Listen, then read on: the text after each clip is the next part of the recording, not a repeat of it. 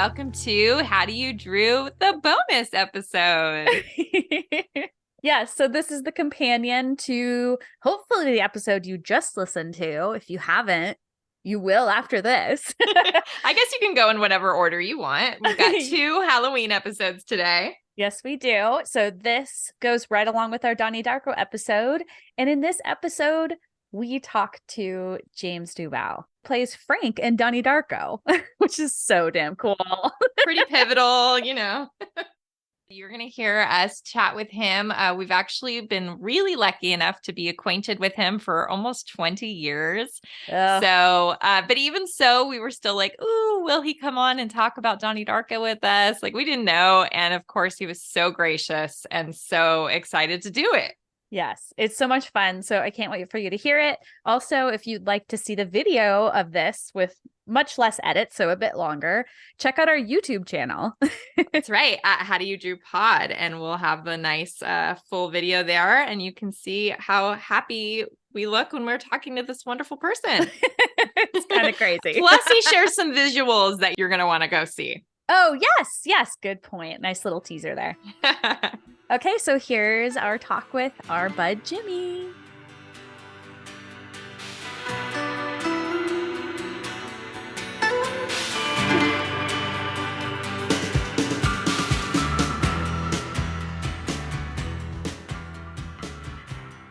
Hello, everybody. Hi. Hello. Oh my gosh, how exciting.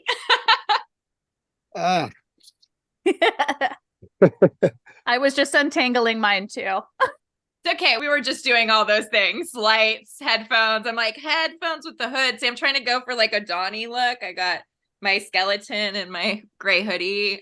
I love that. I love that. I couldn't find my cellar door shirt that I made in 2004. And so I was like, all right, got to try something different. And I was like, I didn't do anything. It's okay. You have Donnie Darko in your soul. Yes, we're going to talk about it today. Are you still in like that Hollywood area?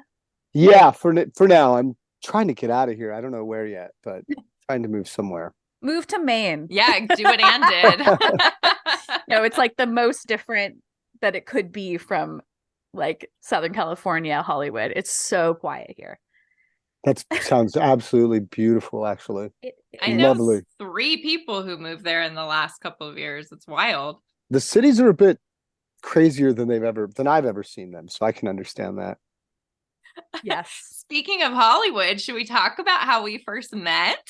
I love how we first met. I don't even know if you remember. Obviously we do. I know. Were you guys at the one of the screenings for Donnie Darko at the Egyptian? Was that it? So you invited us to that because we met you like a week before. Was that at the 101 Cafe? Yeah. Yes, I remember that. I'm going to share you a picture right now so you can get a refresher. So it was in 2004, which is disgusting that's 20 years. It's insane. I was like 10 years, right? And I'm like, I know. No. It feels like more of a blink of an eye, and it was like 20. Oh my God. Oh yeah, there it is. Oh, oh wow, look at little that. babies. I love that picture. Isn't it so cute? And then, Jolene and I went cute. there for years after. I just hung out there all the time. So can I just tell the story of what happened when you walked in that night? Please do.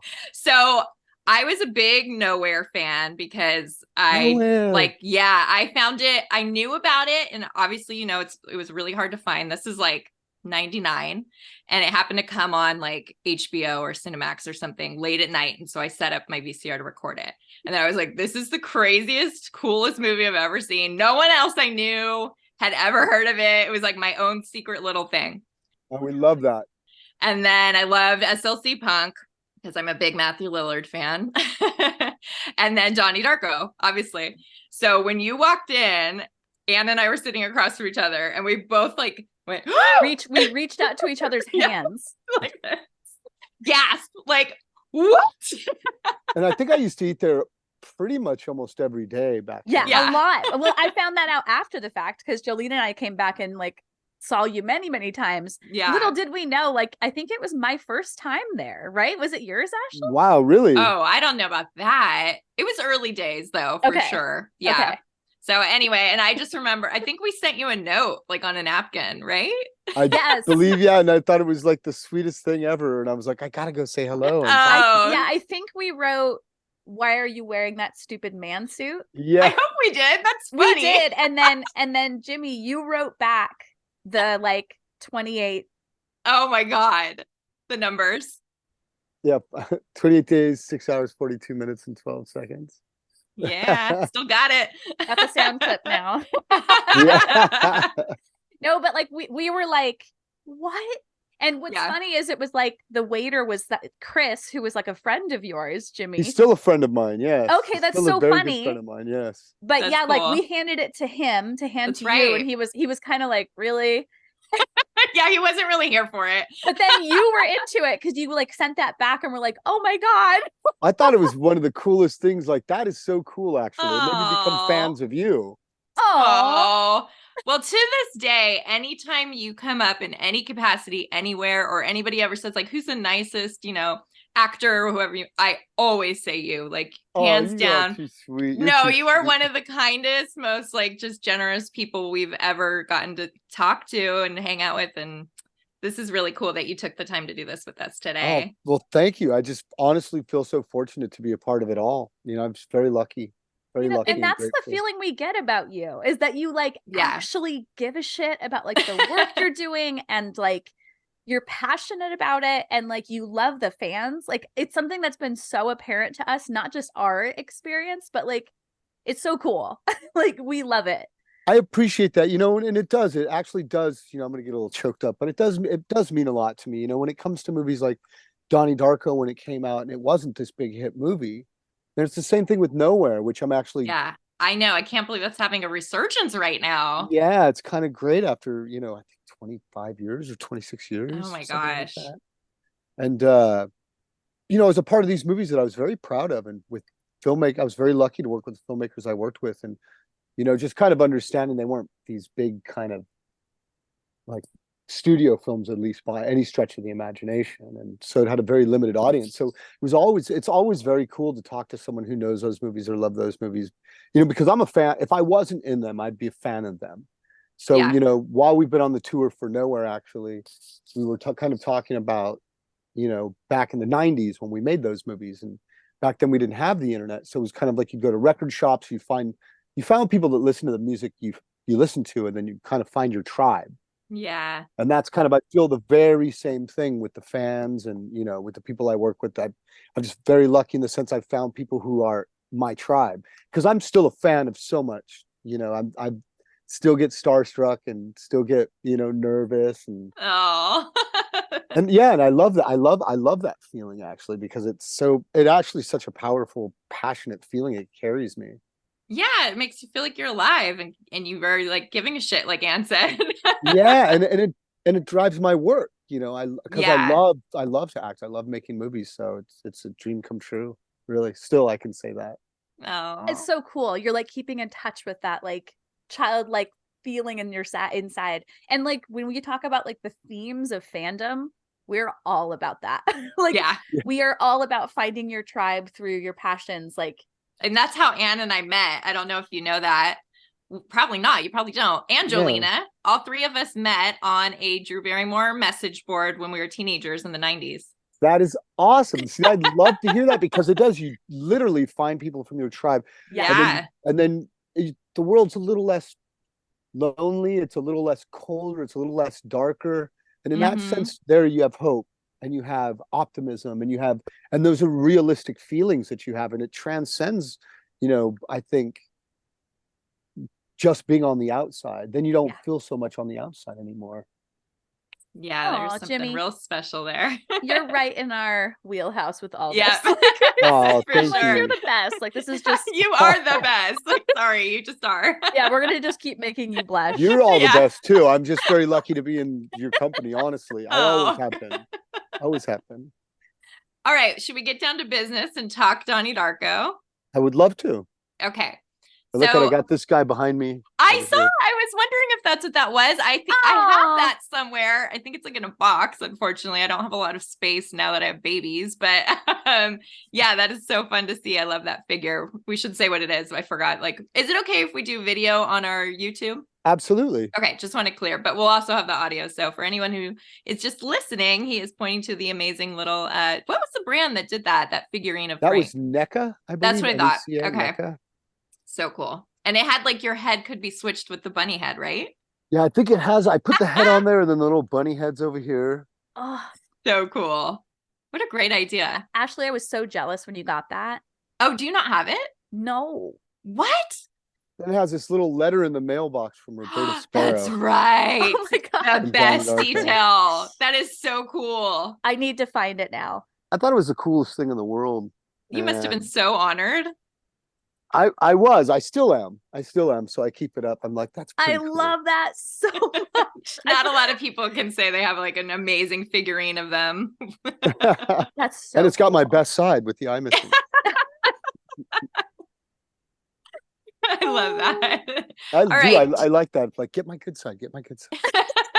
The eye side. So do you want to tell us how, if you remember, like how you came to either audition or were you offered the role? How did you end up in this part?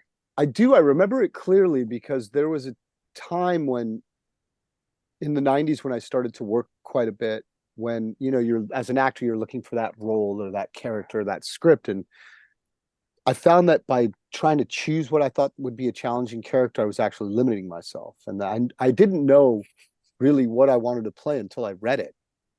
And that's when I was affected by something. But one way I could suggest, you know, auditions or movies to chase would be by asking to work with actors that I just loved and adored. And believe it or not, and this is going to be a little crazy, but I had just seen Rushmore and I was taken by Rushmore and I loved it. And Jason Schwartzman was attached to do this movie, Donnie Darko. Right. And so that's how I came upon and I had to audition for the part. Oh, wow. And I remember reading the script and I fell in love with it the moment I read it, but I couldn't quite understand what was happening. So I did, you know, have to read it. I think I read it like 3 or 4 times. And then maybe 5 or 6 times just kept going, you know, wait a minute, and going back and forth. And, you know, having the luxury to do that, I was able to, you know, at least make sense what it was to me. So I know when I went in the audition, it made sense to me. That's so cool. Yeah, that's all that matters, really. Yeah, right? and the audition scene was just when he runs over Gretchen. So it's when you meet him as a normal kid. Oh. Understanding, you know, at least for me as I read it and went on, that Frank is Donnie's sister's boyfriend. Yeah, which is like such a tiny detail that you almost have to pay forget. attention. Yeah. But once you know that and you watch the movie, it's all over the place.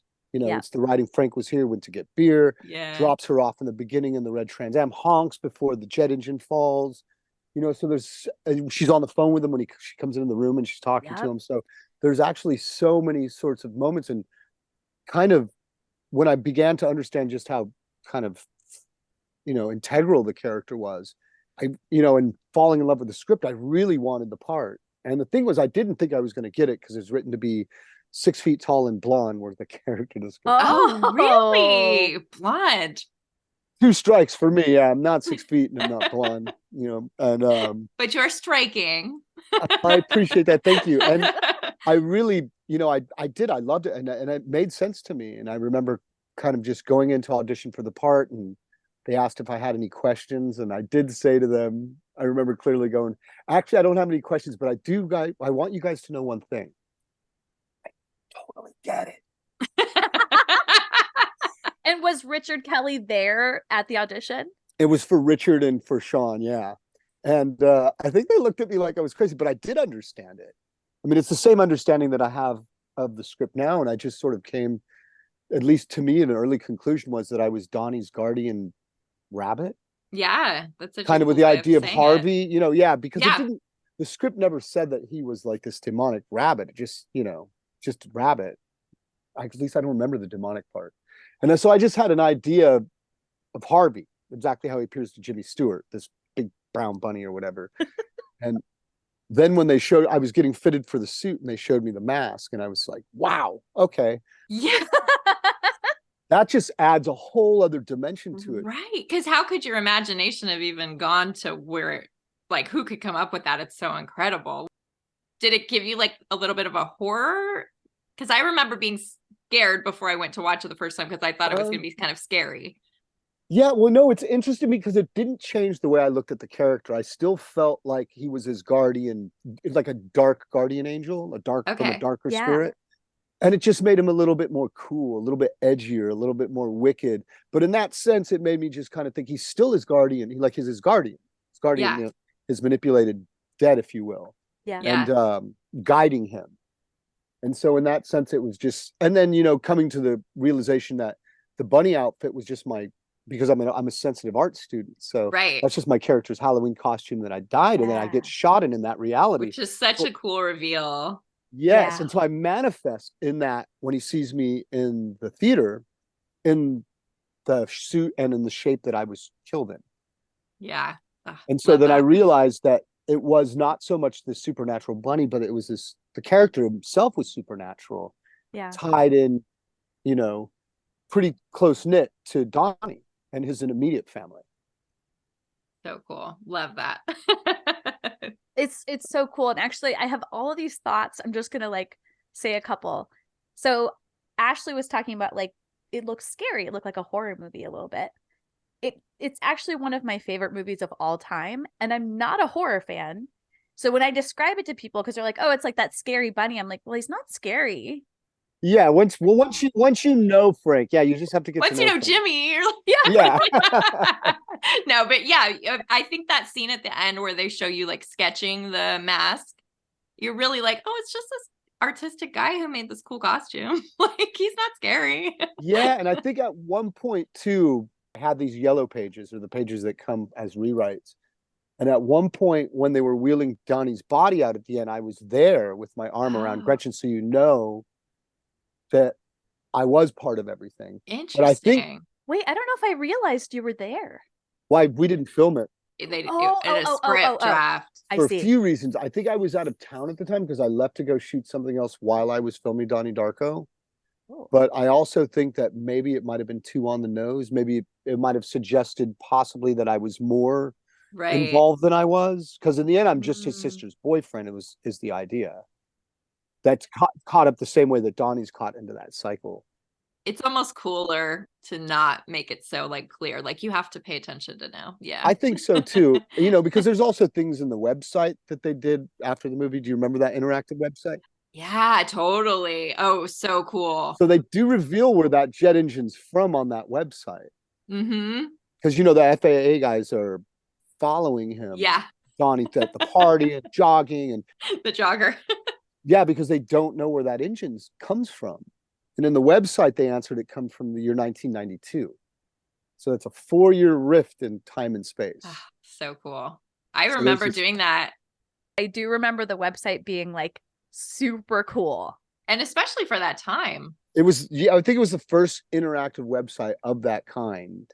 Yeah, and it kind of you answered little questions, little trivia questions, and it would open up another door with more information about the movie or the backstory. There was another really similar website, and I'm realizing it was probably the year after for oh shoot, now I'm not going to remember the name of the movie. It's got Jennifer Connelly and Jared Leto. Oh, you're talking about the Darren Aronofsky film. Yes. Yeah. Why am I forgetting? It's a great movie. So there was an amazing website for that. Similarly. Oh, are you talking about Requiem for a Dream? That's it, Requiem for a Dream. I would have loved to have seen that website. For some reason, when you said Jennifer Connelly, I was picturing Jennifer Coolidge. Very different vibe. You're I don't remember any film with Jared Leto and Jennifer Coolidge. Oh my God. Anyway.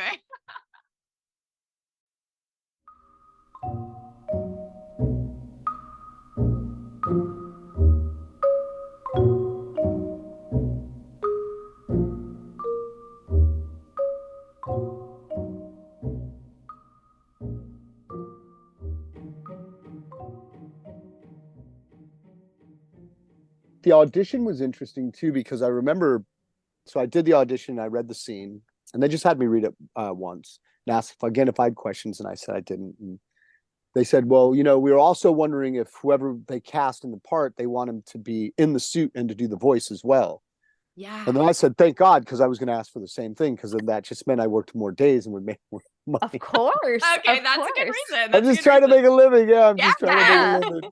And so it did work out, in that. And it was in that post process that when we added the voice all those 6 months after we finished shooting it, that and saw the footage, that I kind of began to get an idea of really, it just added a whole other dimension to what I had imagined, that it was really kind of like very edgy and a little bit creepier and a little bit horrific than I had originally taken it, visually. Yeah. Just because, you get so caught up in it sometimes. And yeah, I was kind of like, wow, this is going to be a little creepy. Like, I just you guys made me creep myself out. Didn't see that coming. That scene with the knife where Donnie's like first seeing you in like the bathroom or something. Oh my, I remember being like, are you saying, Jimmy, like basically when you were filming it, you still couldn't have imagined what they would do in the editing room? Is that kind of what you're saying too? Like, yeah, I mean, I don't want to take all the magic out of it, but most of the idea. But no, it's cool. I like unpeeling the onion. Yeah, we love knowing this. Well, I have this mask on, so you can't really hear it because my face is muffled. So it's like, the world will end in 28 days, and he's standing, 20 feet away from me. So I've got across the golf course. And that's really, I think, I mean, Jake's a fantastic actor. And it's just a testament to how great he is, because he can't really understand what I'm saying. He's got to kind of have it memorized and wait for those pauses. Yeah. To be able to respond, and to be able to respond in character the way he did is just, I mean, that's what made Donnie. It's what made him Donnie. So cool. I love Jake. Yeah. And watching it unfold like that was really magical. The whole experience really was really quite something else. Kind of lightning in a bottle, I feel. Yeah. Jimmy, can I ask, do you know why they wanted you in the suit? Like, I get what your motive was. That makes a lot of sense. They just felt it would be like more authentic. Yeah. And that really made me just love them that much more. So cool. It's so unusual, right? To do that. It really is. And to do the voice, and I've added, so when you hear the Middlesex Halloween Haunt commercial, that's actually my voice as well in the voiceover. What? Oh, that's cool. Come to the Middlesex Halloween Haunt. It will tear your soul. Oh my God. So they asked me to kind of play with that again, to kind of insert Franken throughout the movie. And that's why they wanted the person who was doing it to kind of do everything, because that would keep it as authentic as possible. That's so cool. You just blew my mind. Especially because I feel like you have a pretty recognizable voice. Had no idea that was you. I think I definitely kind of threw my voice a little bit. I think when you go back and listen to it, you'll be like, that's totally Jimmy. Oh, I'm doing that tonight. Yeah, I gotta hear it. You'll hear that it's me. Well, it's been such a cool time to be doing this podcast about it with you. Criterion is now streaming it on their channel, and then the timing is so strange. Last year we did Scream during Halloween, so we were like always planned that this year we were going to do Donnie Darko during October. So we didn't know that it was going to have this. Yeah, well, it's kind of just all coincidental. Same thing with Marc Jacobs and his Heaven line, and Richard Kelly collaborating with them, and kind of creating this new clothing line for Halloween for this time of year. And oh, cool. It's all I could get. It's, I'm just really grateful to be a part of it all. I couldn't, I'm thankful and grateful and sort of flattered and taken aback and just kind of trying to enjoy it. Oh.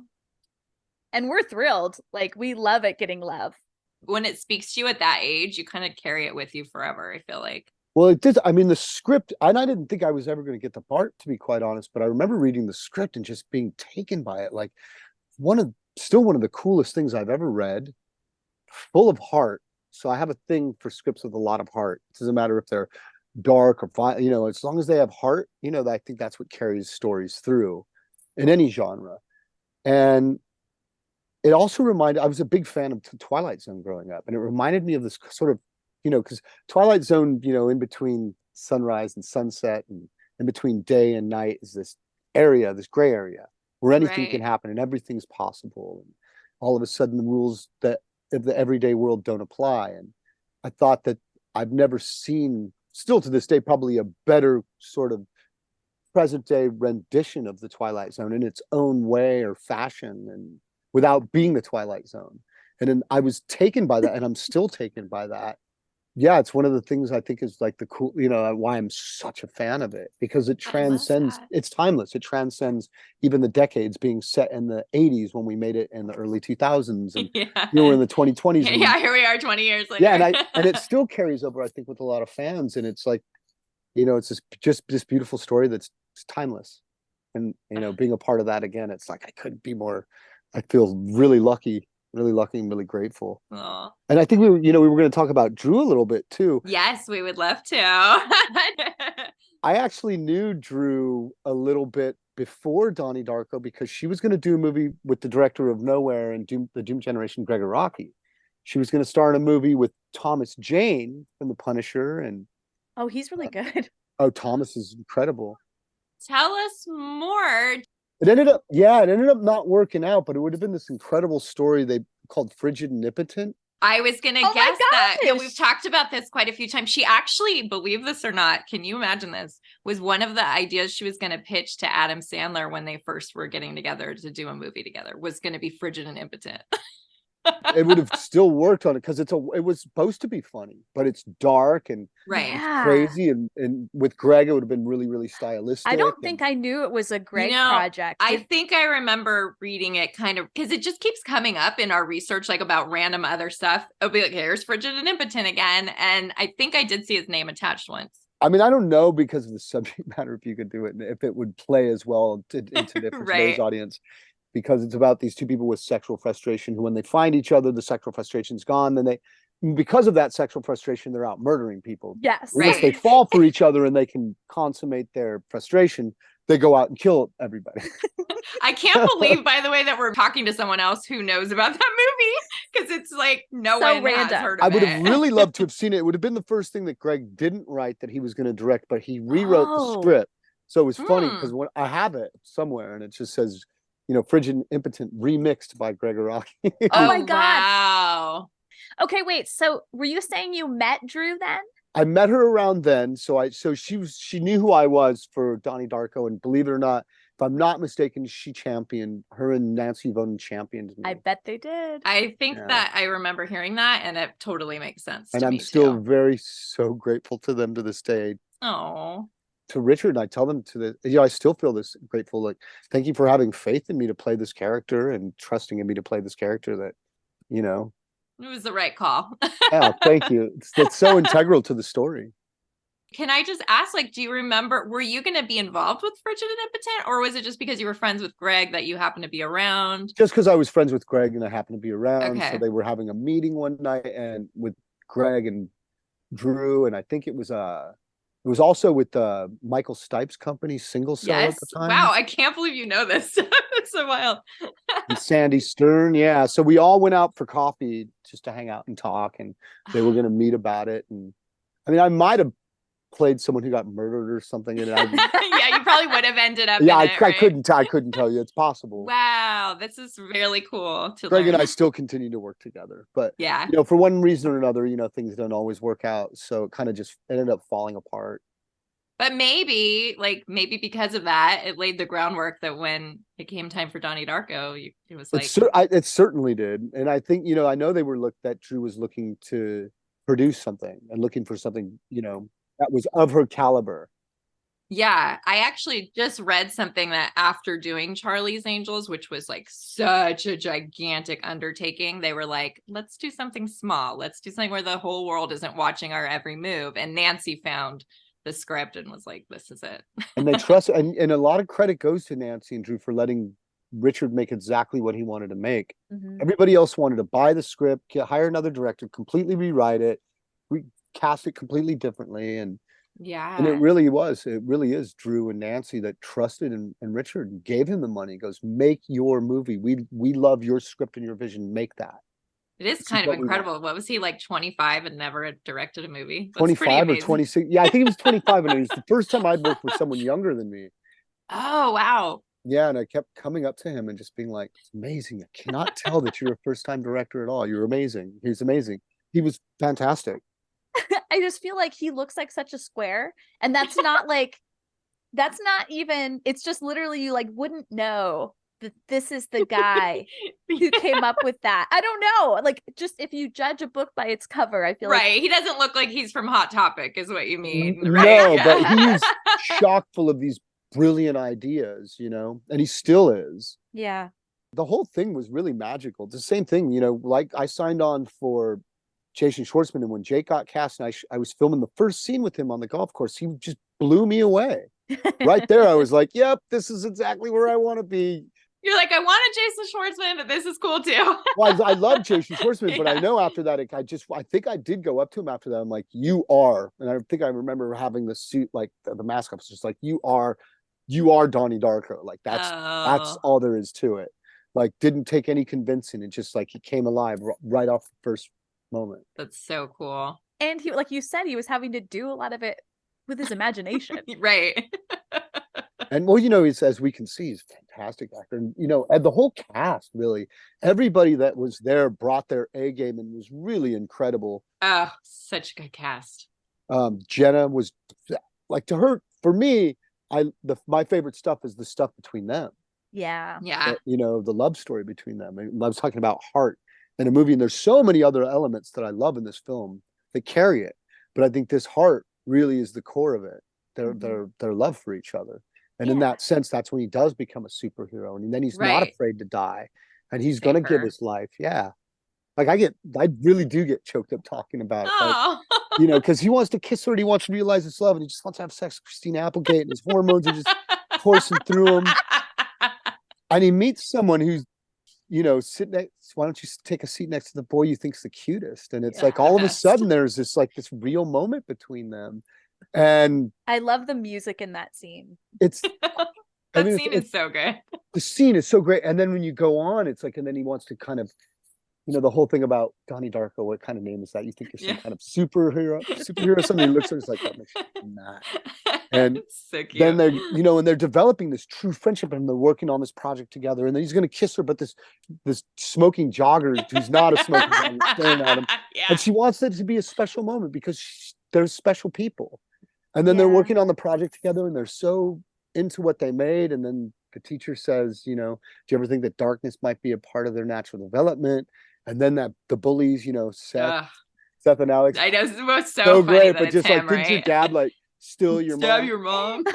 And then you could see she's visibly that, like, she's never been well from that. She's been broken the whole time. And that just, that's where the cracks kind of come undone. And all he cares about when he runs out, see, this is where I get choked up, but all he cares about is that she's okay. And in that moment, that's what's special. Then she kisses him. And she kisses him deeply because that's real love. It's not about wanting to kiss her. It's about wanting to protect her, wanting her to be okay, wanting to be there for her.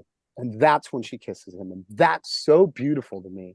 I'm like, okay, there it is. That's the heart of the movie. I mean, there's the love with the family and the love of the friends and the love of life. And, you know, but it's really, that's when you can give it up. That's when we make the biggest sacrifices for love. And through that, he finds himself, his courage to not just be Donnie Darko, but to be the superhero that does save the world, that saves the universe. And it's really, I just think that's just so, from Richard and to write that and to be able to execute that and to, you know, to Drew and Nancy, you know, to help them realize that by not changing it and letting him make the movie that he wanted to make is the thing that we all love, from audiences to people like me who played in it, love it so much and still cherish it to this day. Oh yeah. I was just thinking, I remember at the director's cut screening that we went to, you know, and all the cast being there, like almost everybody came and you could tell it just still meant so much. I guess it was only 3 years after it came out at that point, but you could tell it still meant so much to everybody. They all had like such like heart about working on it and what the project like came to be. I don't know. It was really cool to be there and see that. There was a really great camaraderie among the cast while we were filming it the entire time. Since Jake had the biggest trailer, you know, he was never in there. So he was always like, why don't you all hang out in my trailer? So we really all did hang out in Jake's trailer and played. And Alex, you know, who's quite an accomplished musician. And Oh, I'm a huge She's a fan. big fan. I was Okay, actually yeah. going to say earlier, like, about Jason Schwartzman. Did you know he was in a band? And then I yes, with Alex, because that's how Yes! Alex was in the movie originally. It's such a Because punk. Jason brought him in. Yeah, and it was so cool because Alex was so sweet and everybody was just so great. So he played the bully, but he wasn't. You know, he was by far the most accomplished he's so musician cool. out of everyone. And he would let the guitar pass around and everyone would sing songs and play songs and he would support him. And then every once in a while he would play something, but he definitely didn't like dominate or anything. Like kind of almost had to coax him to play like, come on, play one, like play To one of be yours. a fly on the wall, Oh man. my gosh, amazing. And then and Jake would come in every once in a while in between scenes and like brush his teeth, like, hey guys, and then go back out to set. And then we'd rotate like this kind of musical chairs, like, you know, okay, and then they needed me, then they needed Seth and Alex, or then they needed Stuart and Gary Lundy, you know, the friends. And yeah. so we would all kind of rotate around who was being called to set. It's pretty cool to me that you were there so much. And, you know, I guess I would sort of almost even imagine that your scenes were filmed like just you by yourself, like you're done in a week by. So it's awesome that you were there and more like getting to hang with everybody. I love that. Yeah, it was not, well, you know, I would be there for like a couple scenes here, a couple scenes there. I was off for about 10 days in the middle of a 28-day shoot. So I was off shooting something else. And in that time, Sean McKittrick, the producer, Richard Kelly's partner in the movie, he wore the suit one day because I couldn't even be there. Oh, little tidbit. Yeah, a little bit of trivia. So there was one, I'm trying to remember which one it was. Yeah, do you know? I can't remember. It might be something at the school. I know I was in the school in the dark when he puts the axe through the pipe. If you look really close, I'm in the shadows there. Yes. But there might be, it might be another shot at the house that I'm not in. Because I'm in the shot by the window and I'm in the shot when he's talking to Catherine, to his therapist. So, but there's just, I'll have to ask Richard. Okay. There's one quick scene I couldn't be there, but I was there quite often, you know. So and cool. it was, you know, so I thought it was like the easiest job I ever had because I didn't have hair and makeup, except for when I had the eyes shot out. And you should share that photo. Anne has a really cool picture. Yeah, I'm going to share two pictures. The first one I'll share is us at the director's cut. Oh, that's such a good with Stu. Yeah, I was going to say, you mentioned Stu, which made me realize, like, oh yeah, he's in this picture. And this is us with our homemade with our shirts we made. Oh, can you send me these when these are done? I want to post these. These are amazing. Oh. I love this. Yes. Let me show you one other one because you mentioned the prosthetic. So one of the times, yeah, this is so cool. So one of the times oh my gosh, I remember taking that photo. Yeah. And like I came over to your apartment briefly and you were like, oh, I have something really cool to show you. Oh. And like, I had no idea what you were going to show me. I was like, were you just like, I mean, yeah. Give me a sec. I know I have it here, but now I'm freaking out. Oh my God, I love it. I do. All right. So hopefully, because this thing is, gosh, it's 20 something years old now. Yeah. And I saw that for the shoot for Heaven, they like painted blood on your eye. Oh my God.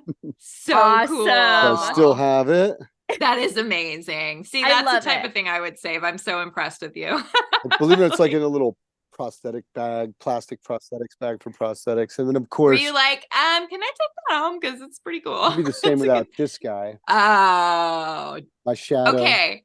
How do you feel about your costume being in the Academy Museum? That is really actually pretty cool. Like oh my God. I'm still haven't completely soaked it in. I'm really beside myself to be in there with R2D2 and C3PO and Doug Jones' creature from The Shape of Water. It's a big deal room. And then right flanking on the other side of me is the orange spacesuit from 2001. Oh my God. Space Odyssey, which is insane because most of the props from Stanley Kubrick's movies are burned. Oh, wow. I didn't know the fact that anything exists off that. And then right next to that is the telephone booth from Blade Runner. So me being a huge movie geek, I'm surrounded by legends. You're just like, how did I get the chance to be this? Yeah, I'm very lucky that I got a chance to wear the suit and then that suit be put next to Yeah, I can't believe it. It's wild.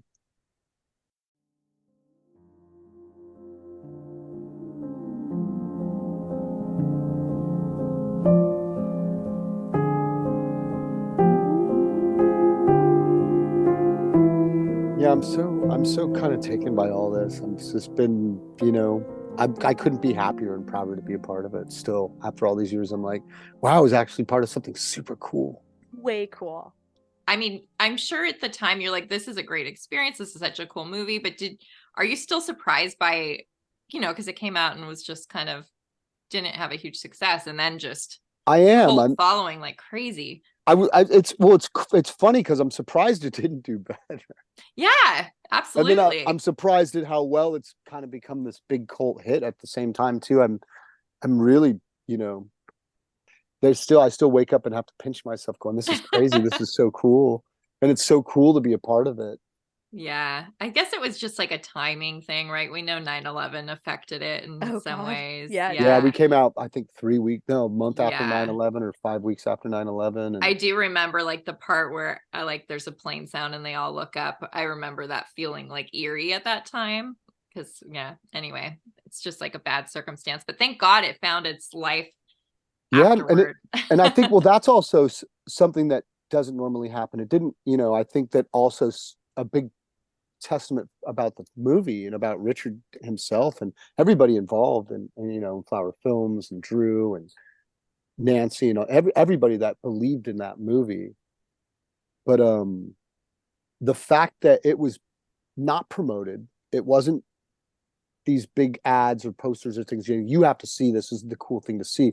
So it's your word of mouth, just someone passing you off and going, look, I don't even know what this is, but you have to watch this.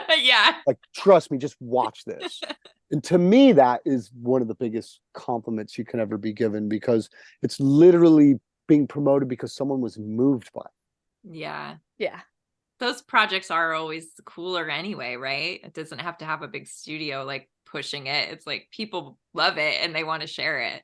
Yeah, I mean, well, the thing, I seem to have this running theme, which I've become quite comfortable with, but most of the movies that I do are studios would, if they had their choice, they would be buried. Yeah. Like, I know the studios they still don't understand Donnie Darko. They certainly don't understand my early movies with Greg. And that's okay. I'm being on this tour with Greg a little bit, kind of come to the conclusion that, we make movies like for our tribe of people. Mm-hmm. Yep. And if they're not in that tribe, that's okay. That's okay that they don't like it or that they don't watch it. I completely understand that they're not for everybody. Love that.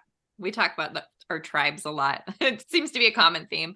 Yeah, but if you're from this tribe, have we got the movies for you? Oh yeah, I know. I was telling Anne, there's 2 other podcasts we've become friendly with. One is Makeover Montage, and the other is Movies That Made Us Gay. And they're both going to be so jealous about this. They love you. Yeah. Both of them have covered Nowhere, and they both love you, and they're going to be so jealous. Hi, guys.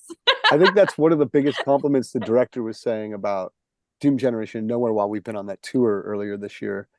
And it was just like, people come up to me and go, Greg, your movies made me gay. Yeah. And it's like, well, maybe they just opened something up that was already there. They helped you figure out yourself, probably. Yeah. Like, which is a good thing. Embracing the self. Yeah. Embracing yourself. I was thinking about Donnie Darko, and when you were talking about like the heart and all that, I was like, I never really thought about it, but it's kind of coming of age, because basically it's like, even though it only takes place over 1 month, there's still like a lot of growth that Donnie does. Yeah. Like his arc is incredibly, it's incredibly huge. Yeah. Coming from someone who just wants to have sex with Christine Applegate. He really does kind of grow up in that span. And then he falls in love, and all of a sudden it's like where he wouldn't give his life for anybody or anything. Right. Yeah. You see him sitting on the cliff with her dead body. Like, there's the only way that he's going to be able to save her, save his mother, to save his sister, his father, everybody he loves, everybody that ever was, everybody that ever will be. He is now the time for him to answer that call. Yeah. The hero crossed the hero's threshold, in that classic Joseph Campbell storytelling sense. And he does that.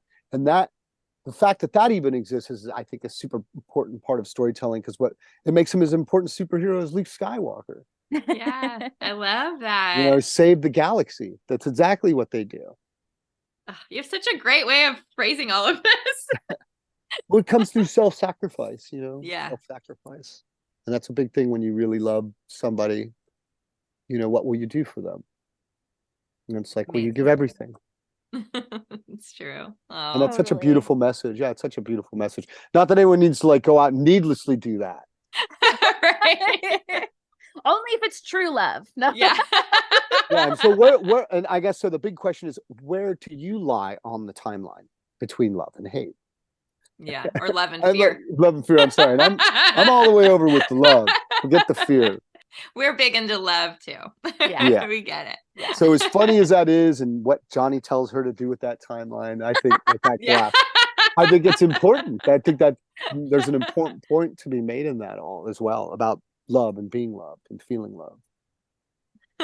I haven't watched the movie in way too long, but everything you're saying, it's like, oh, I love that part. Oh, I love that part. I didn't realize talking to you was going to make me love like my favorite movie more. Yeah, that is sort of how it feels right now. I mean, I guess it's the cat's out of the bag, but I really love that movie. I really love Donnie Darko. Wait, I loved really? it since, yeah, and I loved it since I read it, and I read it over and over and over, and it struck me, and I was able to connect all these things that continues my love for it to this day.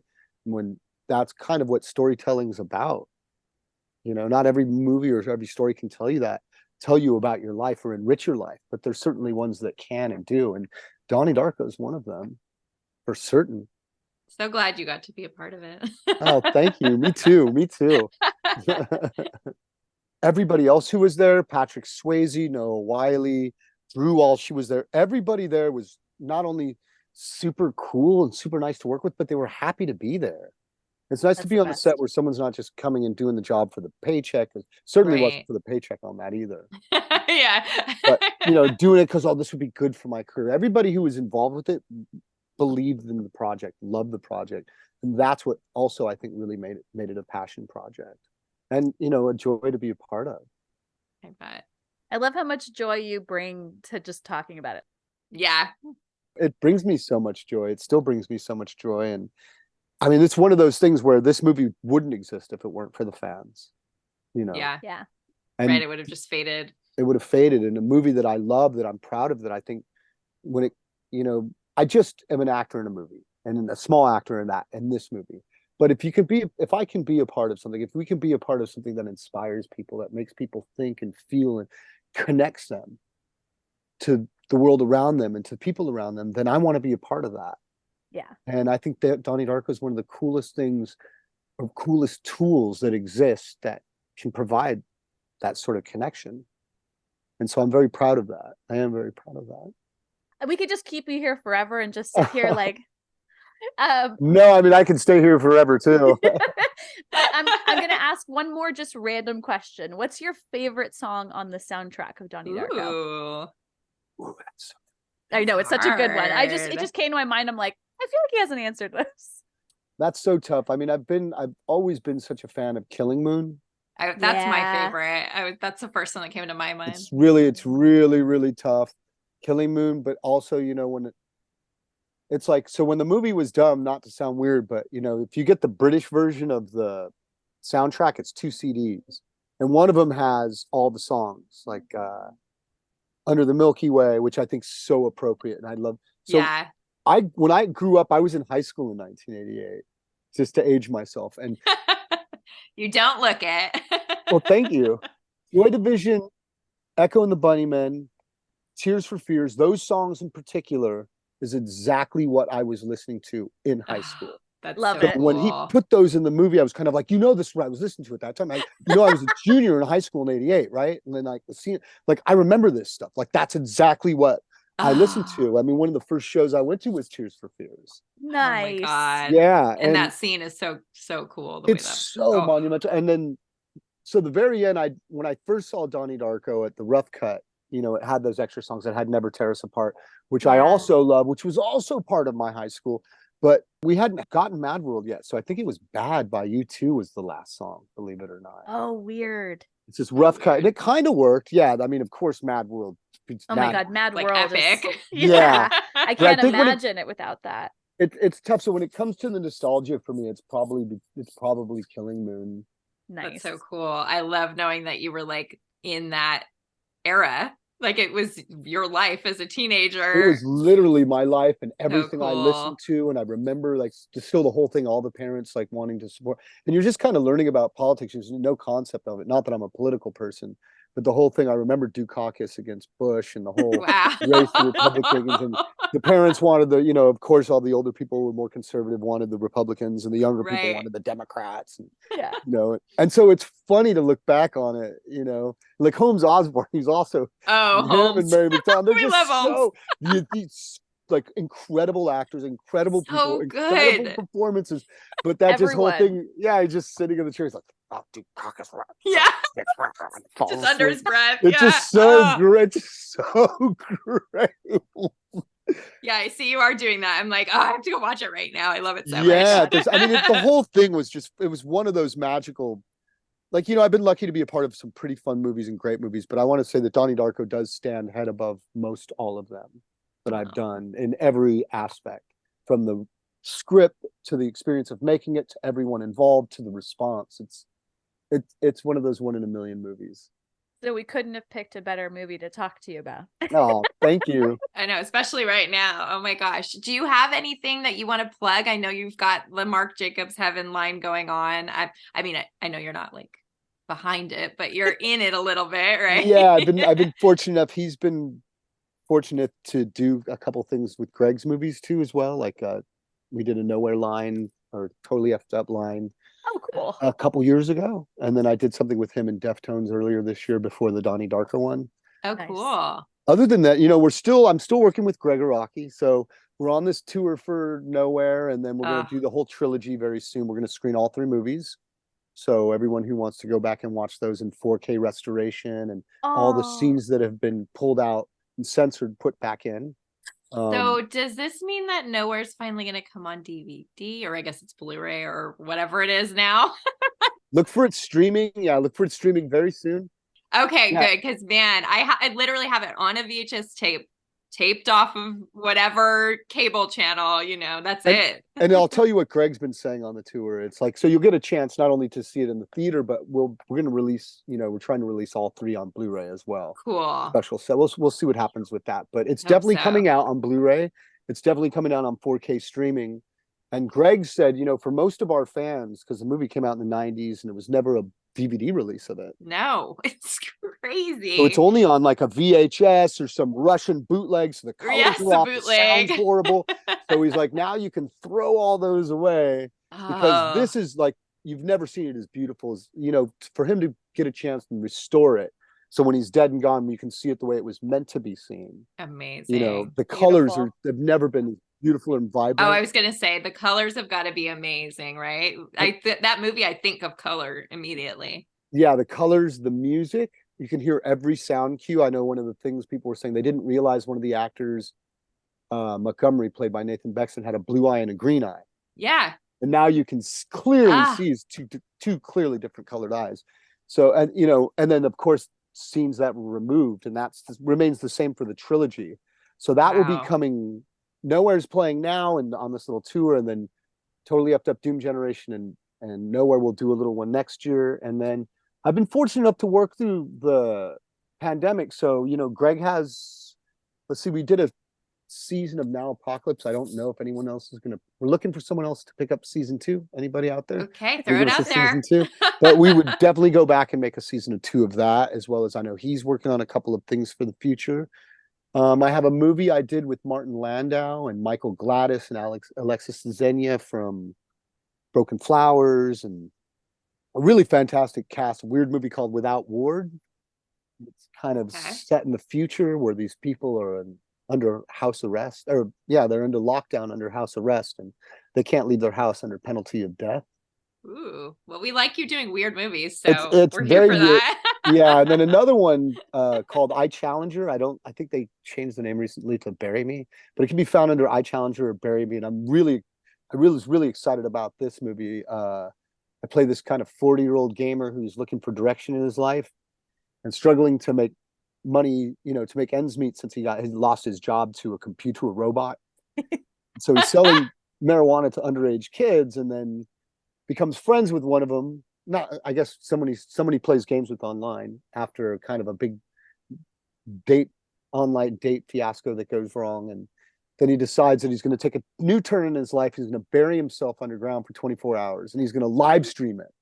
Ooh. That's how he's going to find his luck. And let's just say, as you can kind of predict, it doesn't go the way he planned. Ooh, I'm already feeling like claustrophobic just imagining it. Yeah, I didn't think about it until afterwards. Some of the response from people were like, I don't know if I can watch that.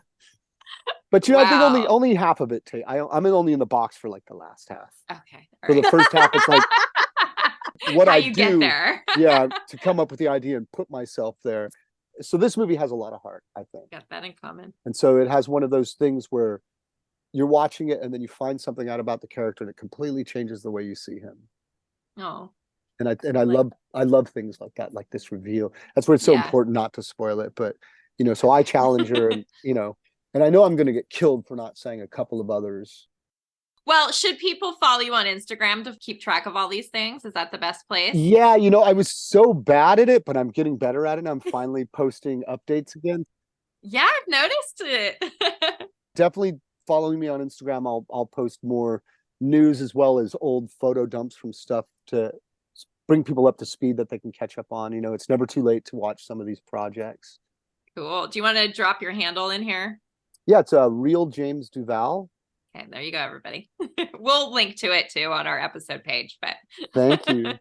And then I've just been lucky to be working with these bands like Boy Harsher. I worked on their short movie for their new album called The Runner that played on Shudder. Oh, cool. And it's an anthology movie that came out last year during Halloween, and all these kind of different stories. And I play this character Elijah who's stuck in a insane asylum, who may or may not be the prophet for the voice of God. Oh, sounds a little like Frank. Oh. So I'm lucky to be working here and there. Yeah, you're so busy. I can't believe you made time for us in the middle of all this. Let me plug Body of Light, who I just worked with on their video too. Very beautiful video of a song called Bitter Reflection. I do a lot of crying in it, but it's a very beautiful song and a very beautiful video, and I'm a huge fan of that band as well. And and it's just very lucky to be catching all my favorite. Like I didn't work with them this time, but Slow Dive appears in all of Greg Araki's movies, like every project since I've worked with them and the TV show. So really happy to have just been catching them on their latest tour. And I guess that's my last plug, just because I love them so much. That's nice. Look at you. You just have so much love to give. I call you Jimmy. Is that because of how you introduced yourself? Yeah, because I like to go by, I go by James, but I go by Jimmy too for my friends. Well, that's the thing. So when people go James, I'm like, I don't know you. Yeah. Oh, yeah. That's your way of I must have not met you before. Are we cool yet? Yeah. Yeah. If someone calls me Jimmy, then they've at least met, or they're friends of someone who knows me. Then you look in their eyes and you're like, yeah, I remember. Yeah. Or I try to remember. Yeah. No, I think you have an amazing memory. Definitely. Yeah. Well, thank you. Jimmy, thank you again. Like, this has been so cool. I feel like I've just been silent, just like listening to you and your positivity. And I feel so grateful that we were able to get you on our podcast. I'm so happy you got to be on your podcast. I prepared for it. This is a big get for us. We are really a big cup of coffee right before, so I hope I didn't talk too much. Exactly what I would have wanted. Yeah. We love it. We love it so much. Thank you again for your time, and thank you for everything. All the joy you provided, not knowing you personally, just watching you on screen and knowing you personally. It's just this awesome love fest. It's so wonderful to see you both again and to go back over all the old memories. It really is. It's so wonderful. Thank you. I'll make sure I send you the pictures so you can share them. I'd like to, please, if that's okay. It warms my heart. Of course. Warms my heart. Oh, thank you, ours too. Oh, thank you. All right, take care, and we look forward to seeing everything else that you're up to. We'll be watching you. Thank you so much. I'll talk to you soon. Thanks, Jimmy. Bye.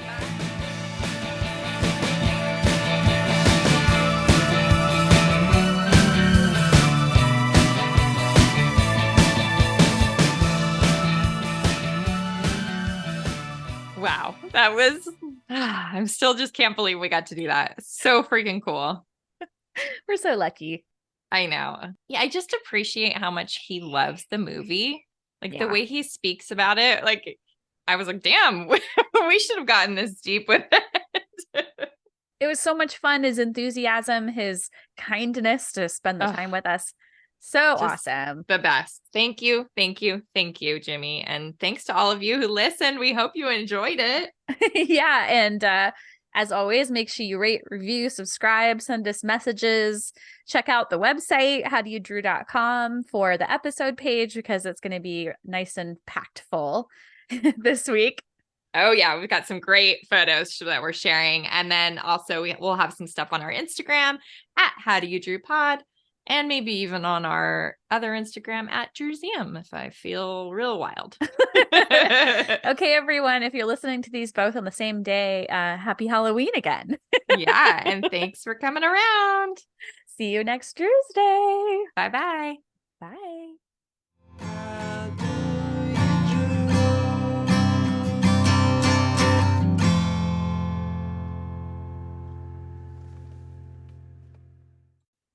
This episode of the How Do You Drew podcast was researched and produced by Ashley and Ann from thedrewseum.com with help from our sponsor, Positive Medium. Special thanks to Matt Costa for our lovely theme song, Roxy Prima for our adorable logo, and last but not least, Drew Barrymore and all the Drewbies who love her. We do this for you. Thank you.